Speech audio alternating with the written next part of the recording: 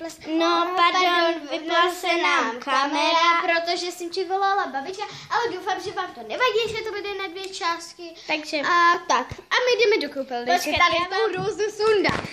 A vlastně jsme dělali takový tutoriál, nebo ne tutoriál, challenge jsme dělali, make-up challenge po slepu, takže ta druhá malovala tu druhou, ta první malovala tu druhou, ta první malovala tu druhou po slepu a ta druhá zase tu první a takhle to vypadá.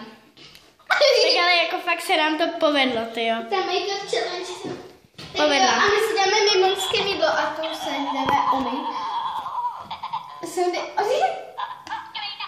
Ale ty sliz, ty bobo. Asi má a kdyby něco jsem četla, jsem do ledového království. Nejsem. A co to je? Já jsem to dostu. A co to je? To je šampon? Šimo, ty bogo, to nejde. Kartinka. Ale ne. Já jsem dneska dělala jenom tu challenge. A mě to šlo. Já jsem se ještě neumil.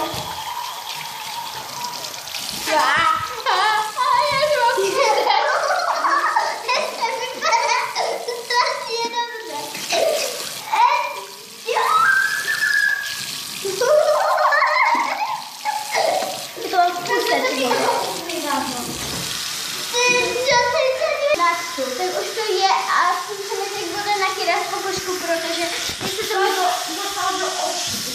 Pojď a taky ti nakydám pudr.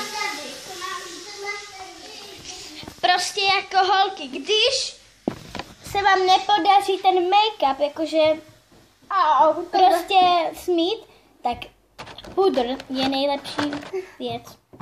To zapudříte a máte to prostě jako, jo. Takže. Ale ahoj Simo, máš nějaký krém na obličej? Tady. Takže nejdřív si dej ten krém. Ale já nechci pudr, prosím Simo. A pudr.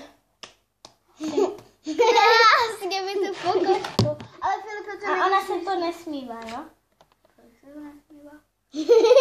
To si toho tam dala moc. To je tak je to, že pudr si dám asi já. Musíš si to strašně Fuj, ty jsi sprdl, Filipe.